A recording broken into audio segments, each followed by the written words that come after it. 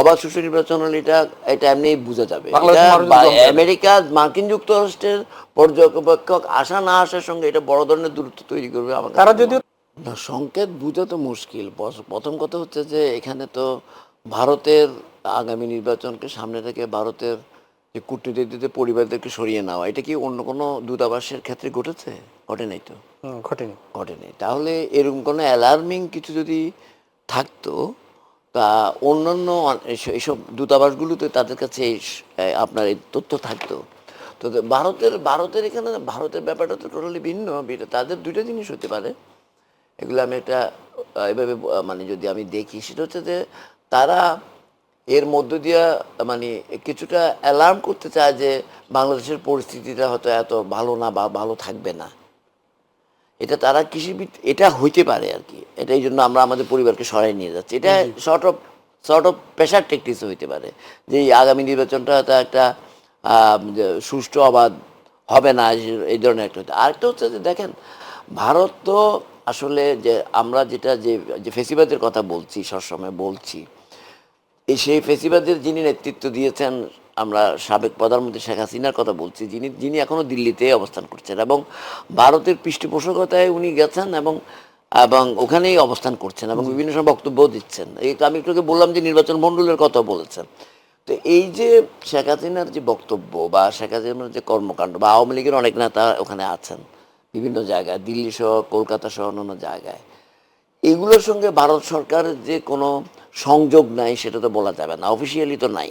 এবং ভারতীয় মিডিয়াগুলি দেখেন, আজকেও একটা জায়গায় দেখলাম যে ভারতীয় মিডিয়ার অপপ্রচার, বাংলাদেশ ভারতীয় মিডিয়ার অপপ্রচারের ফাঁদে এরকম একটা, এই যে মানে ক্রমাগতভাবে বাংলাদেশের বিরুদ্ধে অপপ্রচার করে যাচ্ছে, মিথ্যাচার করে যাচ্ছে, এই যে এটা কিন্তু ইন্ডিয়ান এস্টাবলিশমেন্টেরই একটা পরিকল্পনার অংশ। কিন্তু এই সব দিক থেকে বাংলাদেশকে একটা টেরোরাইজ করা, বাংলাদেশের মানুষকে একটু আতঙ্কিত করার একটা পরিকল্পনা বলে আমার মনে হচ্ছে। সেই প্রচেষ্টা কি আরেকটা হচ্ছে হবে তাদের, হ্যাঁ, সেই প্রচেষ্টা কতটা সফল হবে না, সেটা সফল হবে কি হবে না সেটা ওটা লম্বা আলোচনা করতে হবে। আমার কথা হচ্ছে যে তারা যেই দলটাকে এখানে সমর্থন করে, তারা একমাত্র দল, এটা বিভিন্ন সময় অফিসিয়ালি বলেছে যে আওয়ামী লীগকে তারা সমর্থন মানে দেশকে নয়, দলকে এবং ওই দলটাকেই। সেটা অনেক বিশ্লেষণ আমরা দিতে পারি। আপনি যদি সেই জায়গায় অল্প কথা যদি বলি, আপনি দেখেন তারা যেহেতু এই দলটা নির্বাচন করতে পারছে না, এই দলটা আপনার তাদের কার্যক্রম নিষিদ্ধ হয়ে গেছে এবং তাদের তাদের বাংলাদেশ সম্পর্কে ভারতের সবসময় পরিকল্পনাটা হলো একটা নেতিবাচক পরিকল্পনা ছিল, যে জন্য কখনোই ভারত বাংলাদেশের মানুষের কাছে ভারত কখনো গ্রহণযোগ্য দেশ হিসেবে বা বন্ধু রাষ্ট্র হিসেবে বা বাংলাদেশকে মনে করে না। বিকজ তাদের অ্যাক্টিভিটিসের কারণে অনেক কিছু আছে, সে নদীর পানির হিস্সার কথা বলেন আর সীমান্তে হত্যা বলেন, সব কিছু মিলিয়ে অনেক কিছু আছে। তো কাজে ভারত আরেকটা হইতে পারে যে যেমন শেখ হাসিনা যে বন্ডুল করার কথা বলেছেন, এবং আপনি এটাও জানেন যে কিছুদিন আগে স্বরাষ্ট্র উপদেষ্টা নিজেও স্বীকার করেছেন যে আপনার সীমান্ত দিয়ে অস্ত্র এবং আপনার আসছে, টাকা আসছে।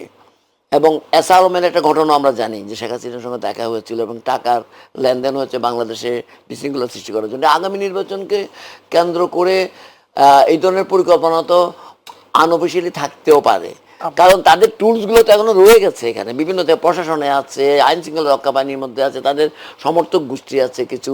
কাজেই তারা এই কথাগুলি বিভিন্ন সময় আলোচনা হয়েছে, আমরাও করেছি। এখন এগুলোকে ঠেকাইতে হলে তো, কারণ শেখ হাসিনা তো এটা চাইতেই পারে যে আগামী নির্বাচনটা যদি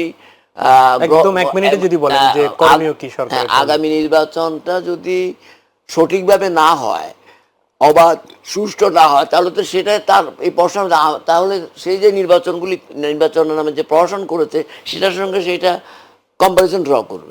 তো কাজেই এখন সরকার, আইন শৃঙ্খলা রক্ষা বাহিনী এবং বিশেষ করে আর্মির রোলটা হচ্ছে অত্যন্ত গুরুত্বপূর্ণ। এই কারণে তারা সবাই মিলে এবং রাজনৈতিক দলগুলো যদি চায় যে এবং ঐকান্তিকভাবে চেষ্টা করে, তাহলে একটা ভালো নির্বাচন। বাংলাদেশে যদি একটা গ্রহণযোগ্য নির্বাচন হয়, যুক্তরাষ্ট্রের পর্যবেক্ষণ আসুক আর না আসুক, গ্রহণযোগ্য নির্বাচন হলে অবাধ সুষ্ঠু নির্বাচন হলে এটা এমনি বোঝা যাবে। বাংলাদেশের মানুষ যদি জমবে। আমেরিকা, মার্কিন যুক্তরাষ্ট্রের পর্যবেক্ষক আসা না আসার সঙ্গে এটা বড় ধরনের দূরত্ব তৈরি করবে। আমার কাছে তারা মনে যদিও হয়। তাদের এখানে এম্বাসির এখানে যারা তারা তাদের- দেখবে তারা এটি নানা বলেছেন। ধরনের তাদের আপনার টুলস আছে এখানে। তারা ওই যে বললেন না, নিরপেক্ষ আপনার ইয়ে করবে, কি বলে, পর্যবেক্ষক থাকবে। দিবে, বা তাদের এমবিসির মাধ্যমে তারা নানাভাবে এগুলো মনিটর করে। তো কাজে they will get the picture. এটা কোনো পর্যবেক্ষক বাংলাদেশের নির্বাচন সুষ্ঠু হবে না হবে, বাংলাদেশে আপনার ওনারা এই মার্কিন যুক্তরাষ্ট্রের মানে পর্যবেক্ষক না পাঠালে এখানে যে মানে এই নির্বাচনে বড় ধরনের এক ধরনের প্রশ্নবোধক হবে না, প্রশ্নবিদ্ধ জি। হয়ে যাবে বা প্রভাব পড়বে, এটা আমার কাছে মনে হয় না।